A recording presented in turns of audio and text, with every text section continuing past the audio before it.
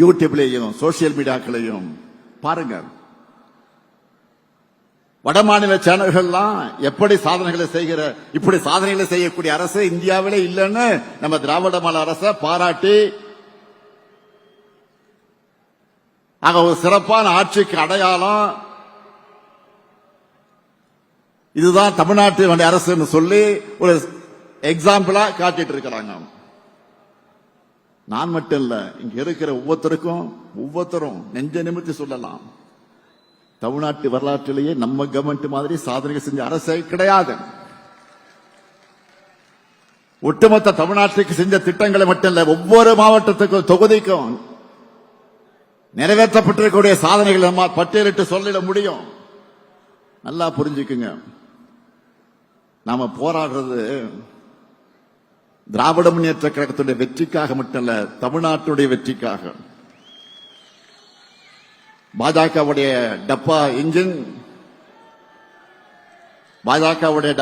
முன்னாடி நம்முடைய திராவிட model super fast engine ஒருபோதும் தலைகுனியாது.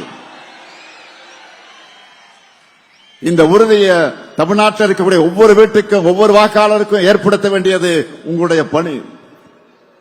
களப்பணிதான் உங்களுடைய முழு பணி. நீங்க உழைக்கிற ஒவ்வொரு நிமிடமும் ஒரு புது வாக்கு நமக்கு வரும். மக்களை சந்திக்கிறப்போ நம்முடைய சாதனைகளை சொன்னால் மட்டும் போதாது, ஒன்றிய பாஜக அரசுடைய துரோகங்களையும் வெளிச்சம் போட்டு காட்டணும். டப்பா என்ஜின்ல ஏறி கொத்தடிமைகள் மூலமா தமிழ்நாட்டுக்குள்ள புறவாசல் வழியா நுழைய நினைக்கிற பாஜக எண்ணத்தை தடுத்து நிறுத்தணும். தமிழ்நாட்டுக்கு பரப்புரைக்கு வர்ற பிரதமர் தமிழ்நாட்டுக்குன்னு இந்த சாதனைகள்லாம் செஞ்சிருக்கோன்னு சொல்றாரா? இருந்தாதானே சொல்ல முடியும். அண்மையில் ஒன்றிய அரசுடைய பட்ஜெட் வெளியிட்டாங்களா? அதுல தமிழ்நாட்டுக்குன்னு ஏதாவது சிறப்பு திட்டங்களை அறிவிச்சாங்களா? இதை தட்டி கேட்கிற துணிச்சலோ தைரியமோ பழனிசாமி அவர்களுக்கு இருக்கா? அவரை பொறுத்த வரைக்கும் போடு தோப்புக்காரன்னு சொன்னா ஸ்டாப் சொல்ற வரைக்கும் நான் ஸ்டாப்பா பெல்ட் அடிப்பாரு. எல்லா துரோகத்தையும் பண்ணிட்டு கூட்டணி தர்மத்துக்காகத்தான் தமிழ்நாடு உரிமைகளை அடங்கி வச்சேன்னு கொஞ்சம் கூட சொல்லுவார். இதையெல்லாம் நல்லா உணர்ந்துதான் அவருடைய தலைமையை அவருடைய கூட்டணியினரை ஏத்துக்கல. எல்லாரும் ஒரிஜினல் ஓனரா பாஜக கிட்ட நேரடியா சரண்டர் ஆகிறாங்க.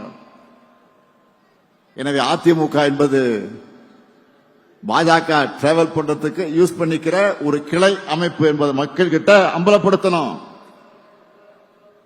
தமிழ்நாடு என்ற பெயரையே மாத்திரன்னு துடிக்கிறவங்க தமிழ்நாட்டுக்குள்ள வந்தா அவங்களுடைய சதி திட்டங்கள் எப்படிப்பட்டதா இருக்கும்னு மக்களுக்கு நீங்க புரிய வைக்கணும். இந்த சதியை உணராம நம்மோட மதச்சார்பற்ற முற்போக்கு கூட்டணி தவிர வேற யாருக்கும் வாக்களிச்சாலும் இன்னைக்கு நாம செஞ்சிட்டு இருக்கக்கூடிய அத்தனை திட்டங்களை நிறுத்திடுவாங்கன்னு மக்களுக்கு நீங்கள் புரிய வைக்கணும். எனவே திராவிட மாடல் 2.0 ஆட்சி அமைக்க, அந்த ஆட்சி அமைக்க வேண்டும் என்ற நம்மோட இலக்கை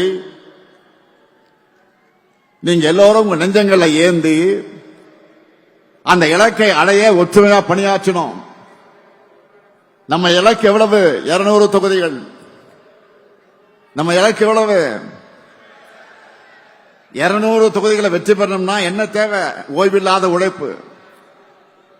வேட்பாளரை அறிவிக்கிற பொறுப்பை தலைமை கழகம் பார்த்துக்கும். வெற்றி பெறக்கூடியவர் தான் வேட்பாளர், திறமை உள்ளவர் தான் வேட்பாளர். அவரை சட்டமன்றத்துக்கு அனுப்ப வேண்டியது உங்கள் கடமை. 7வது முறையும் கழக ஆட்சி அமைத்தது என்ற வரலாற்றை எழுத வீரியத்தோடு செயல்படுங்க. மீண்டும் சொல்லுகிறேன், தமிழ்நாடு அணியா டெல்லி அணியா என்ற இந்த ஜனநாயக போர்ல அரசியல் வெறுப்புகளுக்கு அப்பாற்பட்டு நம்முடைய தாய் தமிழ்நாட்டை காக்க அனைவரும் திமுக தலைமையிலான மதச்சார்பற்ற முற்போக்கு கூட்டணியை ஆதரிக்கணும். அதுக்கான அத்தனை கலப்பணையும் நீங்க இடைவிடாம செய்யணும். தொடர்ந்து வெல்ல உழைப்போம், மீண்டும் வெல்வோம், மீண்டும் மீண்டும் வெல்வோம், வெல்வோம் ஒன்றாக. நன்றி, வணக்கம்.